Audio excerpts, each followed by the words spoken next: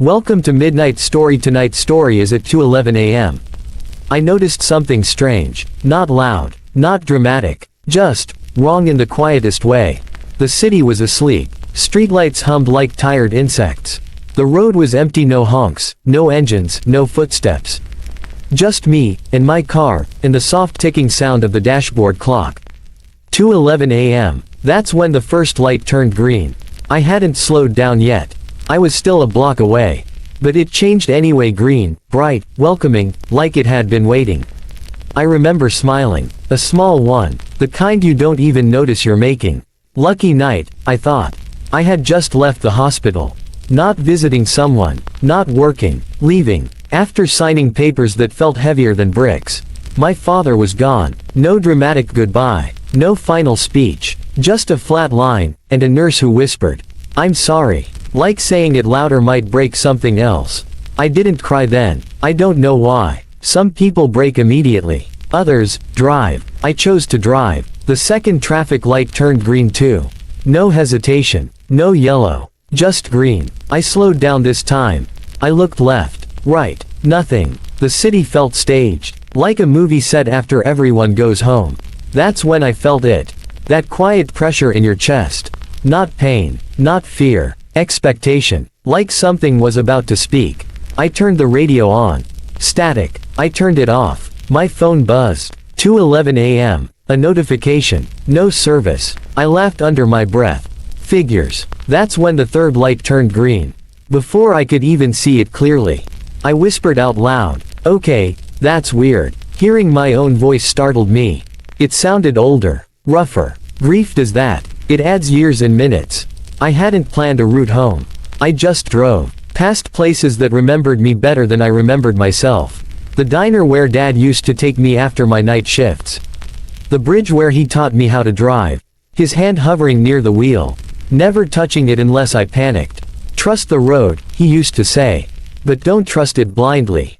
Funny advice, considering. Every light stayed green. Not one changed. Not one hesitated. I checked the clock again.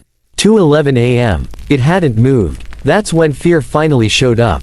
Real fear. The kind that doesn't scream. It listens. I pulled over. Turned the engine off. The silence rushed in like water. I watched the traffic light ahead. Red. For a full 10 seconds. Then, green. Directly at me. No cross traffic. No sensors triggered. Just, permission. I swallowed. My hands were shaking now. Dad. I didn't plan to say it. It just escaped. The air stayed quiet, but something inside me answered. Keep going. I turned the car back on. Drove. At 2:11 a.m., the city became a corridor. Green light after green light. Like I was being escorted. Not chased. Not tested. Guided. Memories started coming fast. Not random ones. Specific. The time I lied about crashing the car. The night he waited up just to make sure I got home safe. The argument we never finished. The apology I rehearsed but never delivered. My chest burned. Tears blurred the road. Still green. Always green. Like the city refused to stop me from feeling everything at once. Then I realized something terrifying. I wasn't choosing turns anymore. My hands moved. Before my thoughts. Left. Right. Straight. I knew where I was going. Even though I shouldn't. The cemetery gate was open. It shouldn't have been. The road inside lit. No guards. No signs. Just one path, glowing under street lamps. At the end, a single green light. Standing there, alone. I parked. The clock finally moved. 2:12 a.m. The lights behind me turned red. All of them, at once. I stepped out of the car. Cold air wrapped around me like a coat I didn't ask for. I walked. Each step felt final. I stopped in front of a patch of fresh soil. No name yet. Just dirt. And quiet. I didn't say it, I whispered. I didn't say thank you. Or goodbye. The wind moved. Soft. Almost careful. And for the first time that night, I cried. Not loudly. Not dramatically. Just enough to let something loose. When I got back in the car, every light was red. Normal. Imperfect. Human. The city had returned. I drove home slowly. Stopped at every signal. Waited my turn. And somehow, that felt right. Because sometimes, the universe doesn't give you signs to rush you forward. Sometimes, it clears the way. so you can finally feel what you've been avoiding. And if you're listening to this right now, late at night, with your thoughts louder than the room, just know, not every green light means go faster. Some mean, it's okay to keep going. If this midnight story stayed with you, if it found you when you needed it, don't forget to subscribe, and press the bell icon, so you're never alone at 2:11 a.m. again. I thought it was over after that night. I really did. I went home. I showered. I lay in bed staring at the ceiling, watching headlights pass like slow thoughts I didn't want to finish. Morning came. Life pretended nothing unusual had happened. And for a while, I believed it. Until the next week. Grief has a strange schedule. It doesn't knock. It doesn't care if you're busy. It shows up in grocery store aisles. In songs you didn't choose. In the empty passenger seat. I went back to work. Answered emails. Smiled when expected. But every night, at exactly 2:11 a.m., I woke up. No alarm. No nightmare. Just, awake. Heart calm. Mind loud. On the 7th night, I decided to drive again. I told myself it was coincidence. Stress. Sleep deprivation. The city looked normal. Messy. Imperfect. Human. The first light I reached.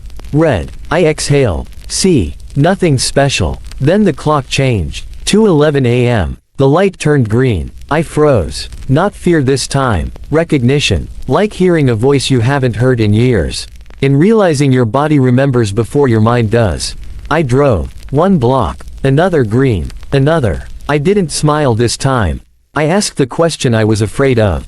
Why? The answer didn't come as words. It came as memories. Sharper now. Clearer. Things I hadn't thought about since childhood. My father teaching me patience. Not by lectures but by waiting. Waiting at fishing spots where nothing bit for hours. Waiting at traffic lights long after others honked. Waiting for me to calm down when I was angry. Rushing doesn't save time, he'd say. It just steals meaning. I didn't realize I was crying again until my vision blurred. The lights stayed green, but I noticed something new. They weren't all green forever. They turned green only when I approached. As if timing itself was watching me. That's when I understood. This wasn't about getting somewhere fast. It was about not stopping. I had stopped living for a long time. Before his death. Before the hospital. I'd paused dreams. Paused calls. Paused forgiveness. Told myself I'd get to it later. Later never came. At 2:11 a.m., the city gave me what I never gave myself. Permission. On the third night of driving, I tried something. I stopped the car at a green light. Just stopped. The light stayed green. The world didn't punish me. Didn't hurry me. Didn't push. So I sat there and spoke out loud. Things I never said when he was alive. I was scared. I didn't know how to be better. I needed you longer. The light flickered. Then slowly. Turned yellow. Then red. Not angry. Complete. I drove home. Slept. And for the first time since his death, I dreamed. Not of hospitals. Not of goodbyes. Just of a road at night. And a calm voice beside me saying, take your time. The green light stopped after that. Completely. No more 2:11 awakenings. No more guided roads. And strangely, I wasn't disappointed, because I realized something important. The miracle wasn't the lights. It was the pause. The space where grief finally spoke. And I listened. Now, when I stop at red lights, I don't rush them. I let them hold me for a moment. I breathe. I remember. I forgive myself a little more each time. And if you're listening to this right now, maybe wide awake, maybe hurting quietly, just know this. Sometimes life gives you green lights. Not to escape the pain, but to carry it safely. Until you're ready to stop. If this midnight story found you when the world was quiet, if it felt like someone understood, please subscribe, and press the bell icon, so these stories can keep you company. When sleep feels far away. Good night, sleep gently, and remember,